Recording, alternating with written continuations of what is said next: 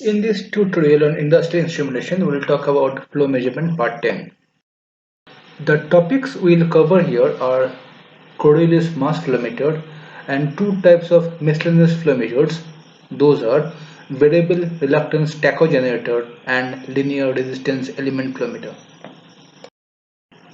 The Coriolis flow meter works on the Coriolis effect and Newton's second law of motion, which states force equal to mass into acceleration. The Coriolis force is given as -2 into mass of object into angular velocity into velocity of the rotating frame, which is Fc equal to -2 m omega v. The conventional way to measure the mass of an object is to weigh it. In weighing, the force is measured with a known acceleration, that is 9.81 meter per second square. This type of measuring principle is not easy or possible with fluids in motion, particularly in a pipe. It is possible to manipulate the above formula and apply a known force and measure instead the acceleration to determine the mass.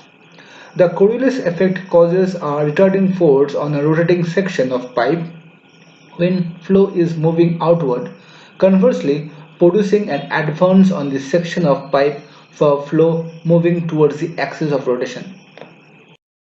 The force is applied to oscillate the flow pipes, and the Coriolis effect is the principle used to determine the acceleration due to the torque, the amount of twisting.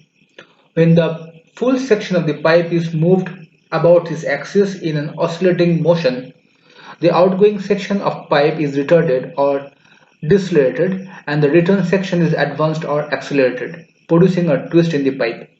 Sensors are used to measure the amount of twist in the flow tubes within the meter as a result of the flow tube vibration and the deflection due to the mass flow. The amount of twist measured is proportional to the mass flow rate and is measured by magnetic sensors mounted on the tubes.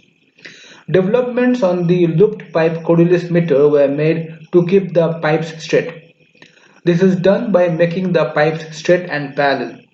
The force is applied by oscillating the pipes at the resonating frequency. This has the advantage of reducing pressure loss in the pipeline. The salient advantages of the Cordulus flow meter are: they are direct inline mass flow meters. They are independent of temperature, pressure, density, conductivity and viscosity factors. The sensor capable of transmitting mass flow, density and temperature information are particularly used in this type of flow meters. They have very high density, capacity, they are conductivity independent, they are suitable for even hydrocarbon measurements, and they are suitable for highly dense materials.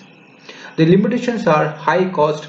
These meters are affected by vibration, they have high installation and maintenance cost, and they have zero adjustment point. A variable reluctance tachogenerator is a sensor which is based on Faraday's law of electromagnetic induction. It measures changes in magnetic reluctance. It is used for measurement of both linear and angular velocity measurement. Magnetomotive force (MMF) is the force that causes flux to be established, and it is analogous to the electromotive force for electric circuits. The SI unit of MMF is ampere, and it only refers to the turns of a coil. The opposition to the establishment of magnetic flux is reluctance, which is given as R equal to MMF by phi or MMF equal to R phi. The MMF is given in amperes and the flux is given in Weber. If the time varying flux is linked by a single turn of coil, then the back EMF developed in the coil can be expressed as E equal to minus d phi by dt. The permanent magnet is extended by a soft iron pole piece. The teeth of the wheel move in close proximity to the pole piece. Therefore, the flux linked by the coil changes with time and voltage is developed across the coil.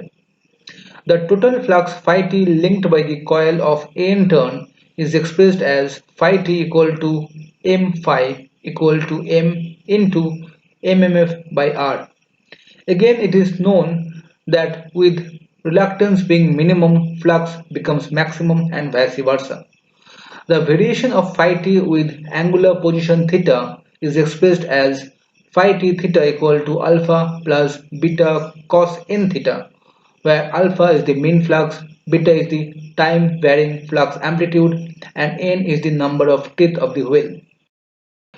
The induced EMF is expressed as E equal to minus d phi by dt or minus d phi by d theta into d theta by dt. Again, we know that d phi by d theta is equal to minus beta n sine n theta, and theta itself is equal to omega t. Therefore, d theta by dt is equal to omega. Thus, replacing we get E equal to beta n omega sine n omega t. For small flow rates or for highly viscous flows, the linear resistance element flow meter, also called capillary flow meter, is effectively suitable.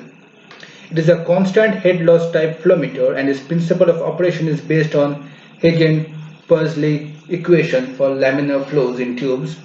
The equation is given as Q equal to pi d raised to 4 by 128 mu L into P1 minus P2, where P1 minus P2 is the pressure differential. The total metered fluid is guided by means of flow steadiness to the metering element in the shape of a bundle of capillary tubes in honeycomb configuration. Due to high viscosity, small flow rate, and small size of diameter tube, the Reynolds number is small and always in the laminar range of flow. The primary advantage of this flow meter is that the flow rate is directly proportional to the pressure drop, and that is why it is termed as linear resistance element flow meter.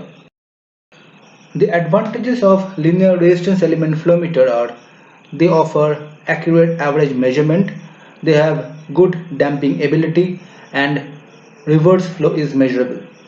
The limitations are, however, they are subject to plunging for slurry fluids, they have high pressure loss involved, and they are highly expensive. For more detailed reading, the viewers can refer to the following links and references. Thank you.